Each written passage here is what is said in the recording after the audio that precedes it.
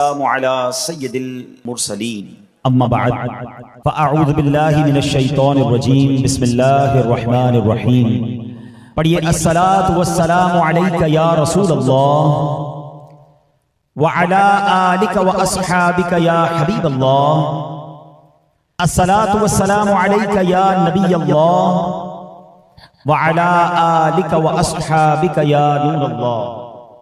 درود پاک کے بے شمار فضائل ہیں اور درود پاک پڑھنے کے خاص اوقات بھی ہیں، جس میں خاص وقت شب جمعہ یعنی جمعرات کی رات اور جمعے کا دن ہے۔ ایک حدیث پاک ہے جس کا مضمون ہے کہ اللہ تعالیٰ کے کچھ فرشتے ہیں جن کے پاس چاندی کے کاغذ اور سونے کے قلم ہوتے ہیں، اور وہ جمعرات کی رات جو لوگ درود پڑھتے ہیں ان کا نام لکھنے کے لیے زمین پر تشریف لاتے ہیں۔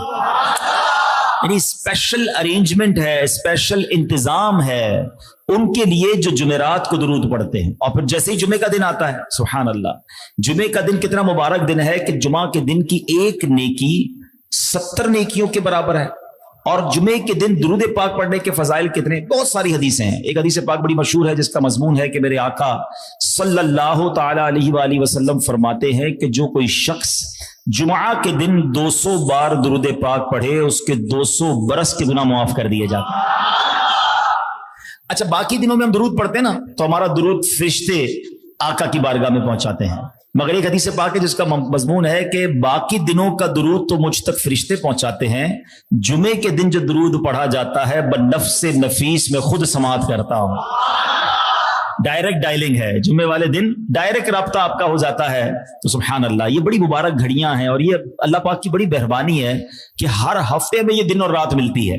مبارک گھڑیاں، مبارک لمحے نارملی تھوڑے سے ہوتے ہیں، سال میں ایک بار آ گئی وہ رات، 2 بار آ گئی، مگر کرم نوازی دیکھو کہ ہر ہفتے جمعرات کی رات بھی ہمیں دی گئی، جمعے کا دن بھی دیا گیا، تاکہ زیادہ نیکیاں کر کے، زیادہ درود پڑھ کے، زیادہ عبادت کر کے ہم اللہ کو راضی کر لیں، اپنے گناہ کم کروائیں، اپنی نیکیاں بڑھائیں۔ اب مثال کے طور پہ جمعے کا دن جب آئے اور اگر بندے کا ذہن بنا ہوا ہو تو وہ جمعے کے دن کیا کرے کہ جمعے کا پلان بنائے کہ یار اس دن میں نے تلاوت کرنی ہے، یاسین شریف پڑھنی ہے، جمعے کی نماز پڑھنی ہے، درود پاک 200-300 بار پڑھنا ہے، جس کے ماں باپ کا انتقال ہو گیا میں نے قبرستان بھی جانا ہے، تو جمعے کے دن تلاش کر کر کے صدقہ خیرات کرنا ہے، تاکہ ایک نیکی ملٹی پلائی بائی 70 ہو جائے گی نا۔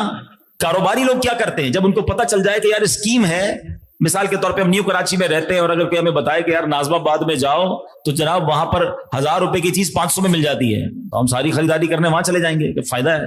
تو جب جمعے کے دن ایک نیکی 70 نیکی کے برابر ہو جاتی ہے تو پھر ہمارا تو ذہن بن جائے نا کہ یار جمعے کا دن عبادت میں گزارنا ہے، باوضو رہنا ہے، خوب برکتیں روٹنی ہے۔ اصل ہے بات مائنڈ سیٹ بننے کی کہ یار میں یہ نیکی پکڑ لوں، میں یہ حاصل کر لوں۔ دنیا میں جس طرح ہم نفع نہیں چھوڑتے، کاروبار میں کوئی موقع ملے، نوکری میں کوئی موقع ملے، کوئی خرید و فروخت میں سستی چیز مل جائے فوراً لے لیتے ہیں۔ لوگ سردیوں کے اندر گرمیوں کی چیزیں خرید لیتے ہیں، ارے بھائی ابھی تو سردیاں، ابھی کیوں خریدا یہ سامان، پنکھا خرید لیا بھائی، اے سی خرید لیا، یار سستا مل رہا تھا بعد میں کام آئے گا۔ گرمیوں میں جیکٹ خرید لیتے ہیں، گرمی میں کمبل، گرمی میں جیکٹ کیوں خریدا، یار سستا مل رہا ہے سردیوں میں کام آئے گا۔ اس میں دماغ چلتا ہے۔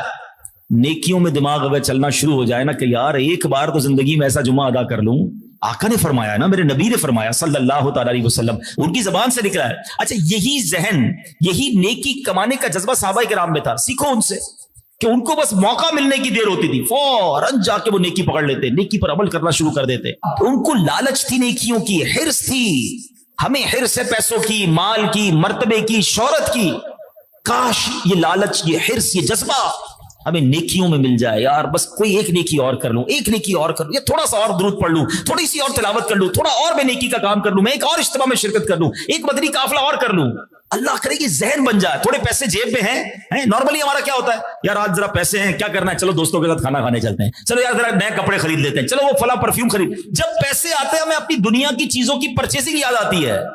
صحابہ سے پوچھو جب پیسے جیب میں ہوتے ہیں تو اللہ کی راہ میں صدقہ کرنا یاد آتا ہے۔ یہی تو وقت تھا نا حضرت عمر فاروق کا، اپنے گھر کا آدھا مال لے کر آقا کی بارگاہ میں پہنچے نا، غزوہ تبوک تھا نا، اور حضرت ابوبکر صدیق نے پھر کیا کیا کہ گھر کا سارا ہی مال آقا کے قدموں پر نچھاور کر دیا۔ پوچھا گیا ابوبکر کیا لائے ہو، کہ حضور جو کچھ تھا سب لایا ہوں، گھر والوں کے لیے کیا چھوڑا ہے؟ صدیق اکبر کہتے ہیں حضور گھر والوں کے لیے اللہ اور اس کا رسول کافی ہے۔ تو پتہ یہ چلا یہ وہ لوگ تھے جن کو نیکیاں چاہیے تھی، ثواب چاہیے تھا۔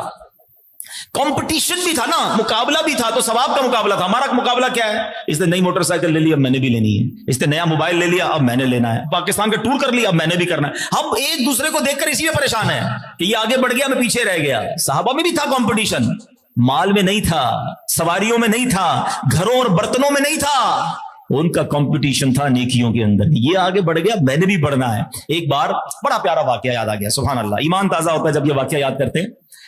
गरीब साहबा थे, जो साहबा मक्के से आए थे ना, वो क्या कहलाते थे? महाजरीन, और मदीने वाले क्या कहलाते थे? अंसार साहबा। तो महाजरीन साहबा जो थे, गरीब साहबा जो थे, वो एक बार नबी पाक अलैहिस्सलाम के पास आए। कितनी प्यारी कंप्लेन है, मगर कितनी प्यारी है।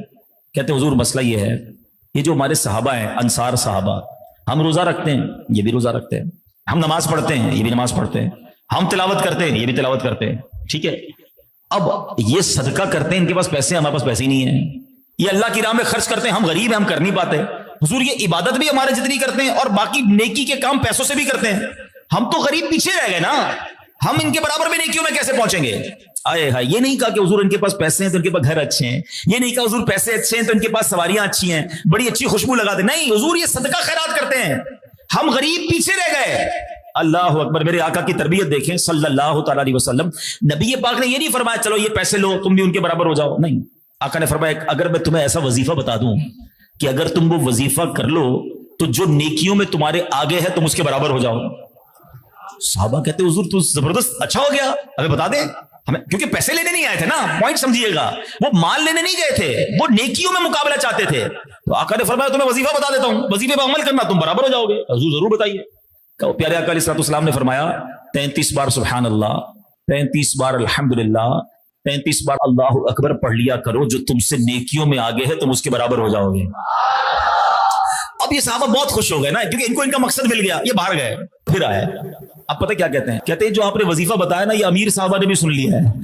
हुजूर आपको वजीफा भी कर लेंगे, पहले पैसे में आगे थे, अब वजीफा भी सुन लिया है। आका ने फरमाया ज़ालिका फ़ज़्लुल्लाहि युतीही मन यशा, ये अल्लाह का फजल है, अल्लाह जिसे अता फरमाए। मैंने जब ये वाकया पढ़ा था, मुझे इतना प्यार आया साहबा पर कि क्या था ये साहबा इकराम के दिल में कि हम भी नेकियों में आगे बढ़े, हम भी जनाब नेकियों में पीछे ना रह जाएं।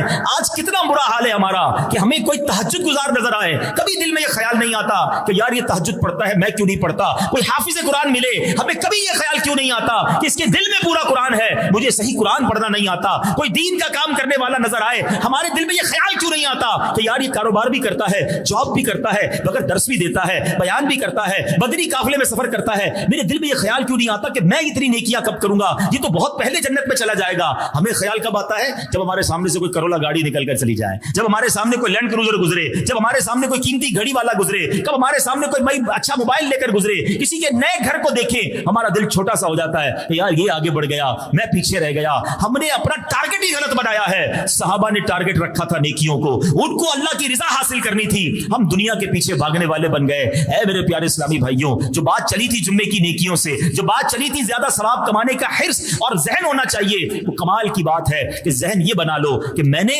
अगर कंपटीशन करना है, अगर मुकाबला करना है तो नेकियों में करना है। अपने से ज्यादा नेक आदमी को देखकर मुझे नेक बनने का जज्बा बेदार करना है। इंशाअल्लाह फिर देखें दुनिया कितनी आसान हो जाती है। अल्लाह से मैं दुआ करता हूं, रब्बे करीम हमें नेकियों की हिर्स अता फरमा, हमें नेकियों की लालच अता फरमा, माल की, दुनिया की और शोहरत की लालच हमारे दिलों से दूर कर दे। ए अल्लाह मोहब्बत दे दे, नेक अमाल की मोहब्बत दे दे, तेरे हबीब का सच्चा इश्क अता कर दे और नेकियों में हमारा दिल लगा दे। अगर जिंदगी में यह हासिल हो गया तो फिर जिंदगी बड़ी कमाल की होगी। अल्लाह करीम हम सबको जुमेरात की रात और जुमा का दिन कसरत के साथ इबादतें करने की और बिलखुसूस ज्यादा से ज्यादा दुरूद पढ़ने की तौफीक अता फरमाए। आइए मिलकर मोहब्बत के साथ बाआवाज़ बुलंद दुरूद पाक पढ़ लीजिए। सल्लु अलल हबीब अला मुहम्मद सल्लल्लाहु अलैहि वसल्लम।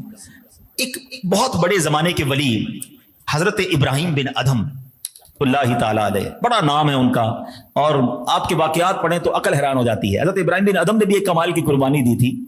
आपके बारे में आता है जब एक जमाने में बादशाह थे, बल्ख के बादशाह थे, और आपकी बादशाही का आलम यह था, बहुत बड़ा महल, बड़े वजीर, जैसे नॉर्मली बादशाहों का जाहो जलाल कर्रोफर होता है। मगर आपकी इस्लाह का सबब कैसे बना कि एक अल्लाह वाले, एक बुजुर्ग आपके दरबार में आए और दरबार बड़ा आलीशान सजा हुआ था। तो उस बुजुर्ग ने आकर कहा कि ये मुसाफिर खाना हमें अच्छा नहीं लगा, حضرت ابراہیم بن ادم نے بڑا تعجب کیا کہ میرا اتنا بڑا محل، میں بادشاہ، یہ میرے وزراء، تمہیں یہ مسافر خانہ لگتا ہے؟ کہا اچھا یہ بتاؤ تم سے پہلے یہاں کون رہتا تھا؟ فرمایا اس محل میں میرے والد رہتے تھے۔ اس سے پہلے کون رہتا تھا؟ اس سے پہلے میرے دادا رہتے تھے۔ اس سے پہلے کون رہتا تھا؟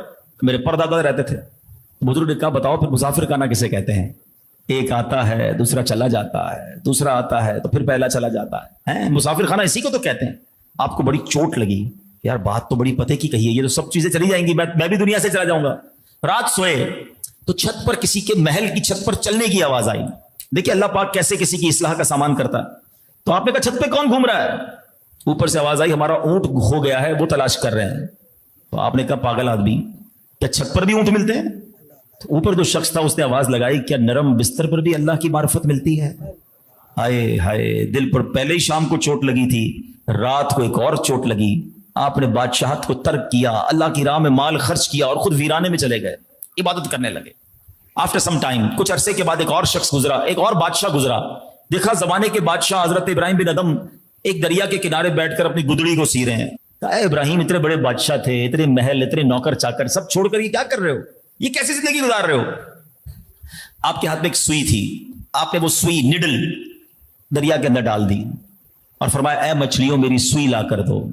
تھوڑی دیر ہوئی تو کئی 100 مچھلیاں باہر نکلی، سب کی چونچ میں سوئی ہے، کوئی چاندی کی سوئی لے کر آیا ہے، کوئی سونے کی سوئی لے کر آیا ہے۔ آپ نے کہا یہ نہیں، مجھے میری سوئی چاہیے۔ ایک اور مچھلی آئی اور آپ کی سوئی آپ کے قدموں میں ڈال دی۔ حضرت ابراہیم بن ادم نے اس بادشاہ سے کہا بتاؤ تمہاری بادشاہت اچھی ہے یا میری بادشاہت اچھی ہے؟ اللہ کی راہ میں جب کوئی جاتا ہے تو اللہ مخلوق کے دل میں، جانوروں کے دل میں بھی اس کی عزت ڈال دیتا ہے۔ یہی حضرت ابراہیم بن ادم ہے۔ اور آپ کا ایک واقعہ سنیں کہ آپ نے اپنی زندگی کا بہت حصہ سفر میں گزارا۔ ایک مرتبہ بیت المقدس میں رات گزاری، مسجد اقصی میں۔ اب رات کسی پہر آپ آرام کر رہے تھے تو دیکھا کہ 2 فرشتے آئے۔ ایک فرشتے نے دوسرے فرشتے سے کہا کہ یہ کون سو رہا ہے، کون انسان ہے؟ تو دوسرے فرشتے نے کہا یہ حضرت ابراہیم بن ادم ہے۔ فرشتے نے کہا وہی جن کا درجہ کم کر دیا گیا ہے۔ تو دوسرا فرشتہ کہتا ہے سبب کیا بنا، یہ تو بڑے اللہ کے ولی ہیں۔ کا بات یہ ہے کہ یہ بصرہ میں تھے اور انہوں نے ایک دکان سے کھجوریں خریدی، کھجوریں لے کر جانے لگے تو ایک کھجور انہیں راستے میں پڑی ہوئی ملی، تو یہ سمجھے میری گر گئی تھی، انہوں نے یہ کھجور کھا لی ہے۔ چونکہ وہ کھجور ان کی نہیں بلکہ دکاندار کی تھی، لہٰذا اللہ کریم نے اس ایک کھجور کے ناحق کھانے کے بدلے میں ان کو ان کے درجے سے معزول کر دیا۔ حضرت ابراہیم بن ادم نے یہ سن لیا، آپ تو اٹھے اور فوراً بصرہ گئے، مسجد اقصی سے واپس بصرہ گئے اور بصرہ جا کر وہ کھجور دکاندار کو لوٹائی، معافی بھی مانگی کہ آپ کی یہ کھجور میرے پاس آ گئی تھی۔ اب رات سوئے، پھر 2 فرشتوں کو دیکھا ہے۔ اب فرشتہ کہہ رہا ہے تمہیں پتا ہے ابراہیم بن ادم کا درجہ بحال کر دیا گیا ہے کیونکہ اس نے کھجور واپس لوٹا دی ہے۔ پھر وہ درجہ دے دیا گیا ہے کہ جو ایک کھجور اس نے ناحق لی تھی جا کر حقدار کو لوٹا دی، اللہ نے پھر وہ مرتبہ عطا فرما دیا۔ اے میرے پیارے اسلامی بھائیوں، یہ بظاہر تو ایک واقعہ ہے، مگر کسی کا ناحق مال کھانا، کسی کے پیسے دبا لینا، کسی کے ساتھ زیادتی کرنا، بعض اوقات ہماری نمازیں ہیں، روزے ہیں، حج ہیں، بڑی درود پاک، بڑی تلاوتیں، مگر بندوں کا حق دبانے کی بھی عادت ہے۔ اچھا کچھ لوگوں کو خامہ خائی کی عادت بھی ہوتی ہے، کبھی بھی گئے فروٹ کی دکان پر، ایک آدھا فروٹ ویسے اٹھا کے کھا لیا، اپنی ٹوکری میں زبردستی ڈال لیا، اس کی آنکھیں آگے پیچھے ہوئی تو کوئی ایک آدھا جناب سبزی کی پیس ڈال لی۔ کیوں؟ یہ ایک تمہارے 2، 5، 10 روپے کی جو ناحق تم چوری کر رہے ہو، کہ یہی تمہارے لیے پکڑ کا باعث نہ بن جائے۔